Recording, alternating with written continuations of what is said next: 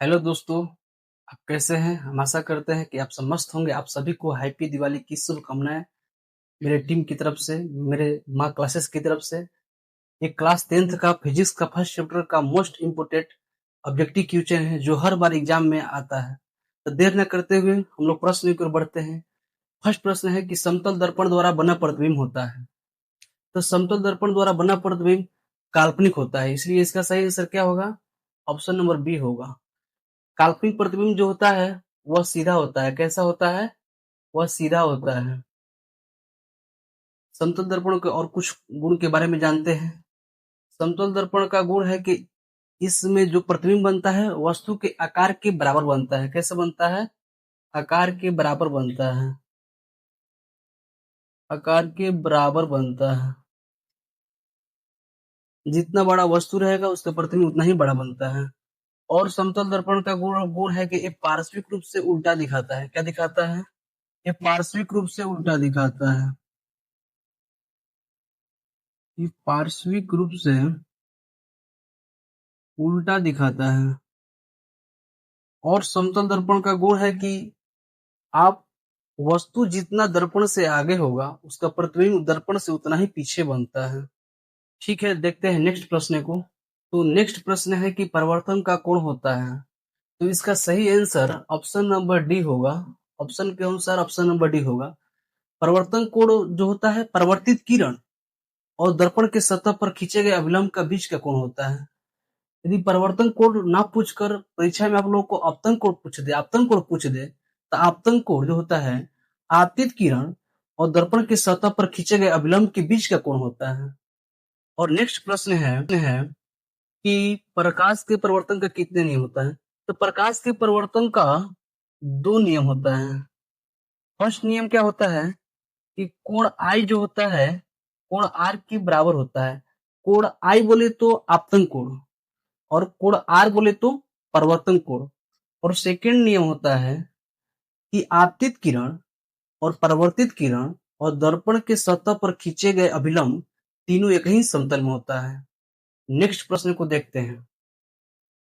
Next प्रश्न है कि निम्नलिखित में किसी वस्तु का वास्तविक प्रतिबिंब मिल सकता है। तो इसका सही आंसर ऑप्शन नंबर बी होगा, क्योंकि जो अवतल दर्पण होता है उसमें वास्तविक प्रतिबिंब और काल्पनिक प्रतिबिंब दोनों बनता है, लेकिन जो समतल दर्पण है उसमें हमेशा काल्पनिक प्रतिबिंब बनता है और उत्तल दर्पण में भी हमेशा काल्पनिक प्रतिबिंब बनता है, इसलिए इसका सही आंसर ऑप्शन नंबर बी होगा। नेक्स्ट प्रश्न को देखते हैं। नेक्स्ट प्रश्न है कि निम्नलिखित में किस दर्पण द्वारा किसी वस्तु का आभासी प्रतिबिंब प्राप्त किया सकता है? तो ऑप्शन के अनुसार उपर्युक्त में सभी होगा, सभी दर्पण द्वारा, इसलिए ऑप्शन नंबर डी सही होगा। क्योंकि समतल दर्पण में हमेशा काल्पनिक प्रतिबिंब बनता है और उत्तल दर्पण में भी हमेशा काल्पनिक प्रतिबिंब बनता है।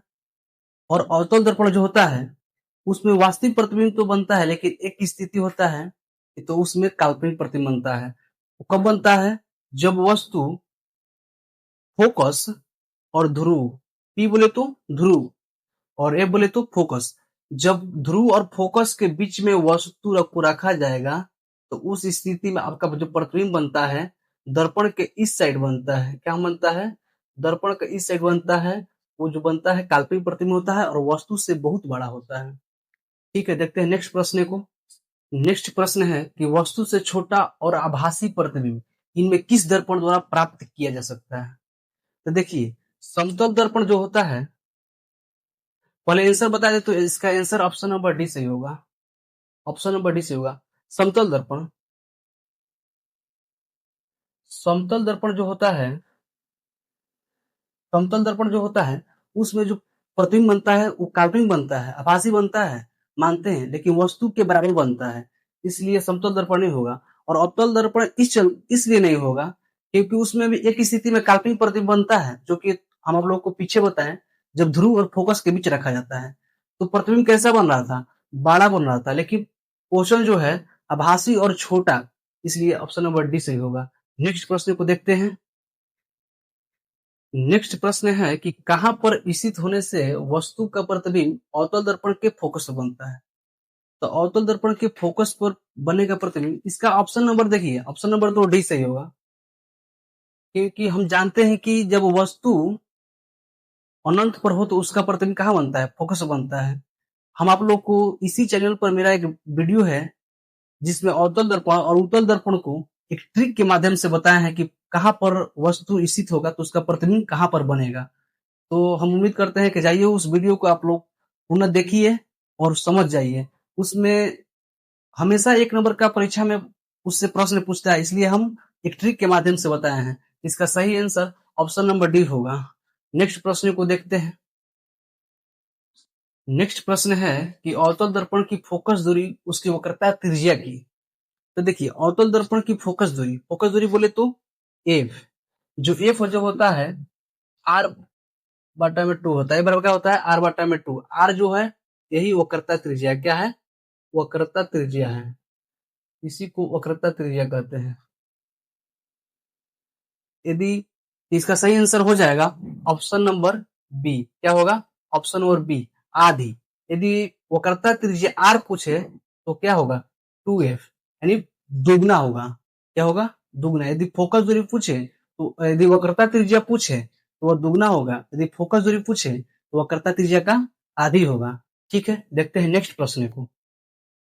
नेक्स्ट प्रश्न है कि मोटर गाड़ी के चालक के सामने लगा रहता है।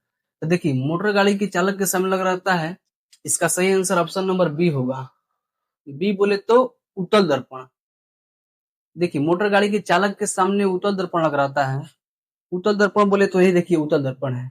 उत्तल दर्पण इसका प्रयोग इसलिए किया जाता है क्योंकि इसमें प्रतिबिंब जो बनता है काल्पनिक बनता है, और समतल दर्पण में भी काल्पनिक प्रतिबिंब बनता है, लेकिन समतल दर्पण का प्रयोग इसलिए नहीं किया जाता है क्योंकि उसमें जो प्रतिबिंब बनता है वस्तु के आकार के बराबर बनता है, लेकिन इसमें जो प्रतिबिंब बनेगा वस्तु से कैसा बनेगा, छोटा बनेगा, यानी कम एरिया में ज्यादा प्रतिबिंब को दिखाता है और इसको ड्राइवर को देखने में सहूलियत होती है, इसलिए उत्तल दर्पण का प्रयोग साइड मिरर के रूप में किया जाता है।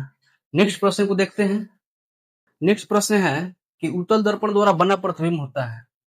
तो उत्तल दर्पण द्वारा बना प्रतिबिंब, इसका सही आंसर ऑप्शन नंबर बी होगा, जो कि लिखा हुआ है ऑप्शन नंबर बी होगा।